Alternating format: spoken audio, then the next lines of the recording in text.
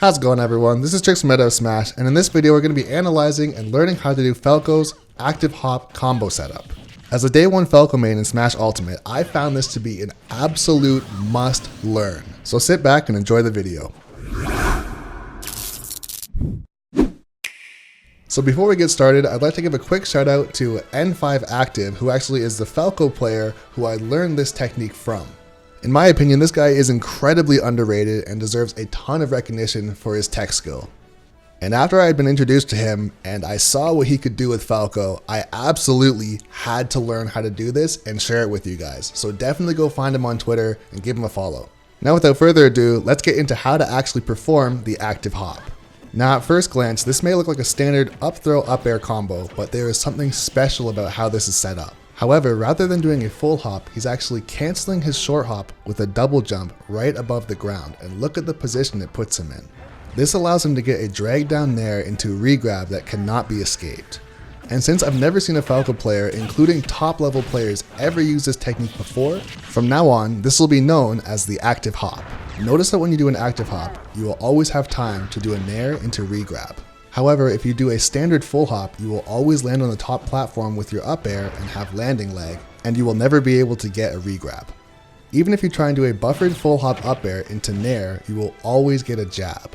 And lastly, if you are too slow with your double jump, you will of course jump way too high. So how do we do this? How do we do this consistently?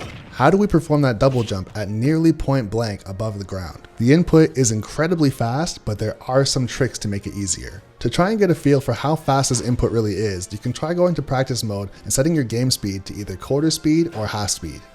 So let's rule some things out. Of course, you cannot play Smash Ultimate at half speed in a real game. And that's obvious. And also, thanks to the buffering system, if you try and perform this with two separate jump buttons, 9 times out of 10, the first input will buffer over top of the second one and it will not work.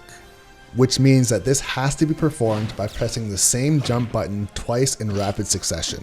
Though it is not impossible, trying to perform this double jump with a shoulder button is extremely difficult, so my suggestion is using either X or Y as your jump button. Now that we've narrowed down the different possibilities on how this could have been performed, let's go over what you're actually looking for to see if you're performing this right. Just to make this as easy as possible for you, I highly suggest using Link as your practice character so you can follow along easily and make sure that you're doing everything absolutely right. So first things first, since we have to use a face button as our jump button, we cannot use the C stick to input our up air, because it is simply impossible to do a buffered up air with your double jump using the C stick and a face button unless you use claw grip.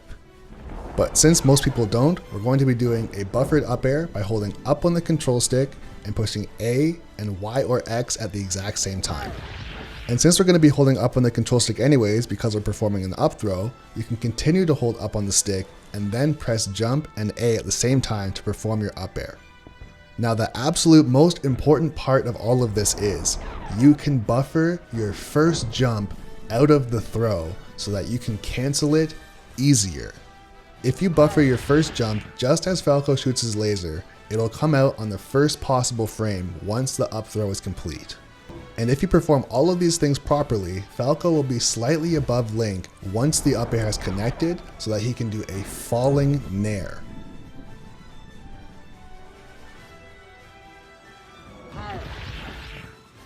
Note that this is just a demonstration and this setup does not work if you are not doing it onto a platform. This is just to get the framework of the inputs down, but once you have it mastered, it should look something like this. I highly suggest trying this at half speed multiple times so you can really digest and see what you are doing. Then, once you feel comfortable, try moving to full speed. Also, I do want to mention, like I had said before, that you have to do this onto a platform. That also means that you can do this onto any platform. Like I had said in the beginning of the video, this is an absolute must learn because it is incredibly versatile. And if you can do it on Battlefield, you can do it anywhere.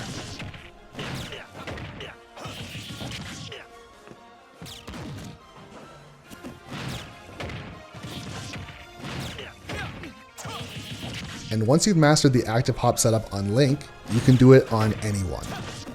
It'll work on lightweights, heavyweights, and even floaties. So I'll say it again. This is an absolute must learn. This is typically a combo that you're going to want to do at the start of every stock. However, you can start this combo at as late as 45% on heavies and around 30 to 35% on mid-weights. A good rule of thumb is to try and go for this setup at 0%. However, if you do happen to tack on some damage beforehand, not all hope is lost. And lastly, when you're trying to perform these setups, try and perform them on an active computer player, and notice that you can actually land this in more spots than you think, and once again, see how incredibly universal and versatile this setup is. One of the reasons why this is so incredibly powerful as well is because it puts on a ton of damage, typically between 50 and 60%, and then leads into an automatic edgeguard situation. Of course, computer players don't take into consideration the concept of playing defensively. If you were to land this in bracket and take someone from 0 to 60 or even 70% from one grab, you better believe that they're going to be running for their life, which is going to open them up even further to get either 0 to deaths or very close to it in very fast stocks. Once again, I want to thank N5 Active for exposing me to this tech setup and allowing me to do an in-depth guide to share with all of you. And once again, this is Trixx from Smash saying thanks for watching the video, and be sure to subscribe to the channel for more videos just like this.